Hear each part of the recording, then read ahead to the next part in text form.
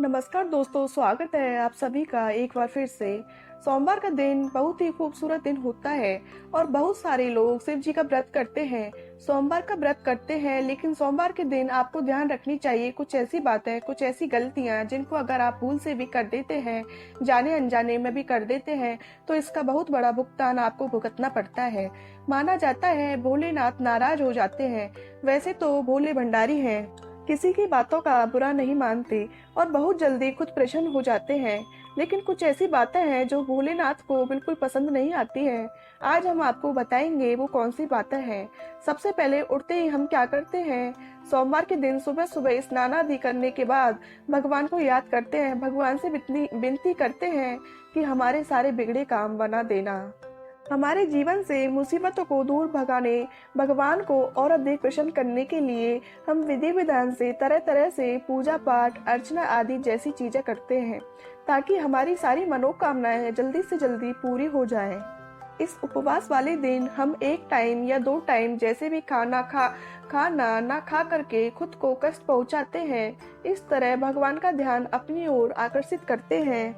आपकी मेहनत और भक्ति को देखकर भगवान अपने भक्तों की मनोकामनाएं जल्द पूरी करते हैं। जब बात उपवास की आती है तो सबसे अधिक पूरी दुनिया में सोमवार का व्रत रखा जाता है। हिंदू धर्म में सोमवार का दिन शिव जी को समर्पित किया गया है। ऐसे में बहुत सारे लोग सोमवार को शिव जी के नाम का व्रत रखते हैं। लेकिन आज आपको हम बता दें, शिव जी के नाम का व्रत रखने का मतलब सिर्फ एक या दो वक्त खाने का परहेज नहीं है, बल्कि इसके कुछ नियम और कायदे भी हैं जिनका पालन आपको जरूर करना चाहिए। अगर आप भी शिव जी का व्रत करते हैं, सोमवार का व्रत करते हैं, शिव जी की अक्सर पूजा करते हैं, तो आपको ध्यान रखना चाहिए कि कुछ गलतियां बिल्कुल भी भूल से भी आपको नहीं करनी चाहिए। सोमवार के दिन अन्न का सेवन नहीं किया जाता है, ये बात सभी जानते हैं। लेकिन कई बार लोग फलाहार करते समय अनजाने में नमक का सेवन कर लेते हैं। आपकी जानकारी के लिए बता दें कि सोमवार के व्रत को रखते समय आपको दिन भर में कभी भी नमक का सेवन नहीं करना चाहिए। यहाँ तक कि आपने एक वक्त का उपवास रखा है और शाम को एक समय भी खाना खाते हैं, तो भी वो भी बिना नमक का खाना होना चाहिए। अगर आपको नमक की ज्यादा जरूरत है तो आप थोड़े से सेंधा नमक का इस्तेमाल कर सकते हैं, लेकिन नमक को आपको भूल से भी हाथ नहीं लगाना चाहिए। अगली चीज जो आपको ध्यान रखनी है कि कभी भी किसी बड़े बुजुर्ग का अपमान आपको नहीं करना चाहिए। सोमवार के दिन विशेष रूप से अपने बुजुर्गों की, घर के बड़ों की, वो चाहे माता हो, पिता हो, बड़े भाई हो, भाभी हो, कोई भी हो, बहन हो, जीजाजी हो, जो भी लोग हैं आपके जीवन में, उन सभी का अपने से जो भी बड़े हैं, अगर आप स्कूल जाते हैं तो टीचर्स हो, आप कहीं ऑफिस जाते हैं तो आपसे बड़े जो भी लोग हैं उनका अपमान आपको नहीं करना चाहिए, भले वो आपको दो बातें सुना भी दें। तो अगर आपने व्रत किया हुआ है, सोमवार के दिन चुप रह जाना, मौन रह जाना आपके लिए श्रेयस्कर होता है। सोमवार के दिन अपनों से बड़ों का आप अपमान करते हैं या कोई लड़ाई झगड़ा किसी से करते हैं तो माना जाता है कि शिव जी आपके उपवास को ग्रहण नहीं करते, आपको उस उपवास का कोई फल नहीं मिलता और उल्टा आपको कभी कभी अगर गलती आपकी हो तो आपको दंड की प्राप्ति हो सकती है। दोस्तों, सोमवार के दिन किसी भी प्रकार की हिंसा में आपको नहीं पड़ना चाहिए। किसी जानवर को आप मारते हैं या किसी तरह का नुकसान करते हैं, ये सब काम आपको नहीं करने हैं। किसी भी जीव को मारकर खाना आदि भी, कई लोग नॉनवेज का सेवन करते हैं, वो खाना, किसी भी जीव को मारना, सोमवार के दिन ये सब काम आपको नहीं करने हैं। सोमवार के दिन आपको तामसी भोजन बिल्कुल नहीं करना चाहिए। आप शिव जी को अगर मानते हैं तो आपको तामसी भोजन से सोमवार के दिन परहेज करना चाहिए। तामसी भोजन व्रत के एक दिन पहले यानी कि संडे की रात के समय से आपको बिल्कुल रोक देना चाहिए। किसी भी लोगों से अपशब्द का प्रयोग ना करें, गाली गलौज ना करें, अपशब्द नहीं बोलें, किसी के मन को दुख नहीं पहुंचाएं, किसी को गाली नहीं दें। अगर आपने किसी व्यक्ति को इमोशनली आपने हर्ट कर लिया, उसके जीवन को उससे छीन लेने तक की उल्टी सीधी बातें बोल दी, उसके मन को खत्म कर दिया। ऐसी बातें, ऐसे अपशब्द आपको लोगों के साथ नहीं बोलने चाहिए। ऐसा करने से जिसे हम इमोशनल अत्याचार कहते हैं, वह नहीं करना चाहिए, वरना शिव जी का प्रकोप आपको झेलना पड़ सकता है।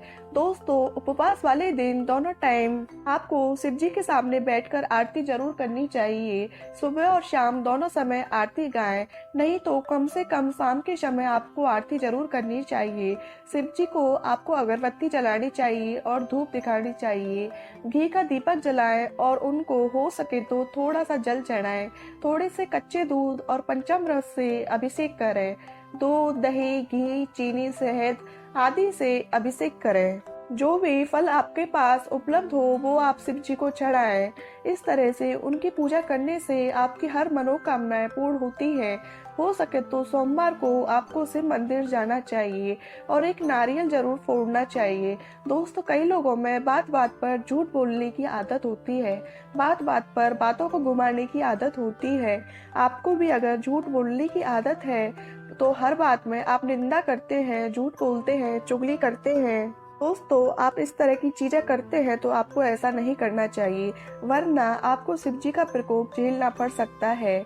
जैसे भगवान कृष्ण को दही का भोग लगाते हैं, जैसे माँ संतोषी को खटाई की चीजें नहीं लगाते हैं, इस प्रकार हर देवी देवताओं का पूजन, प्रसाद आदि के खास नियम होते हैं। इसी में शिव जी को माना जाता है कि आग, धतूरा, बेलपत्र आदि आपको चढ़ाने चाहिए।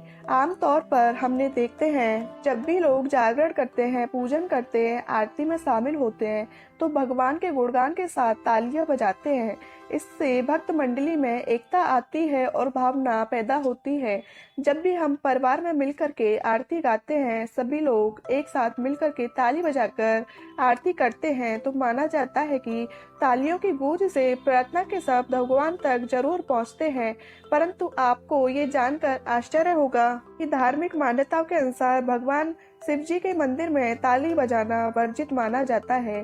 कहा जाता है कि ताली बजाने से भगवान शिव जी का ध्यान भंग होता है, क्योंकि भगवान शिव जी समाधि लगाए बैठे रहते हैं और भगवान को ध्यान भंग होना बिल्कुल पसंद नहीं है।